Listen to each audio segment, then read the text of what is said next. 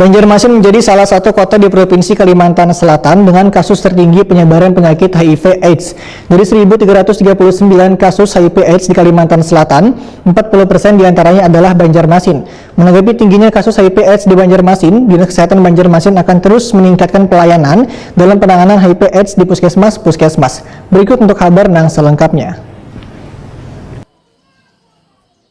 Banjarmasin menjadi salah satu kota di Provinsi Kalimantan Selatan dengan kasus tertinggi penyebaran penyakit HIV/AIDS. Dari 1.339 kasus HIV/AIDS di Kalimantan Selatan, 40% diantaranya adalah Banjarmasin. Menanggapi tingginya kasus HIV/AIDS di Banjarmasin, Dinas Kesehatan Banjarmasin akan terus meningkatkan pelayanan dalam penanganan HIV/AIDS di puskesmas-puskesmas. Lantaran selawas ini hanya ada 6 puskesmas wan Rumah Sakit Sultan Syuriansah Banjarmasin yang menangani pasien HIV/AIDS. Demikian dipadahkan Dinas Kesehatan Banjarmasin, Dr. Mahli Riyadi SHMH, oleh ditakuni Prima TV jelang tengah hari Senin 27 Desember 2021. Menurut Mahli Riyadi, kada seberatan puskesmas memiliki tenaga konselor dalam penanganan konsultasi kepada pasien penderita HIV/AIDS, sehingga nantinya akan dilakukan berbagai pelatihan kepada tenaga kesehatan yang terpilih dalam penanganan pasien penderita HIV/AIDS. Selain itu, pemerintah kota akan menyediakan obat-obatan di puskesmas untuk melayani penderita HIV/AIDS. Pelayanan HIV/AIDS kita mengembangkan pelayanannya.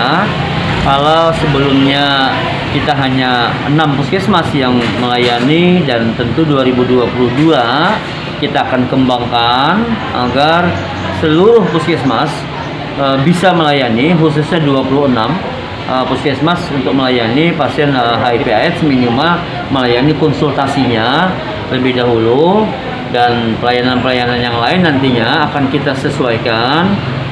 Dan jika diperlukan ya tentu kita merujuk utamanya ke Sultan Syuriansah yang memang sudah ditetapkan sebagai rumah sakit yang memberikan pelayanan kepada penderita HIV/AIDS ini.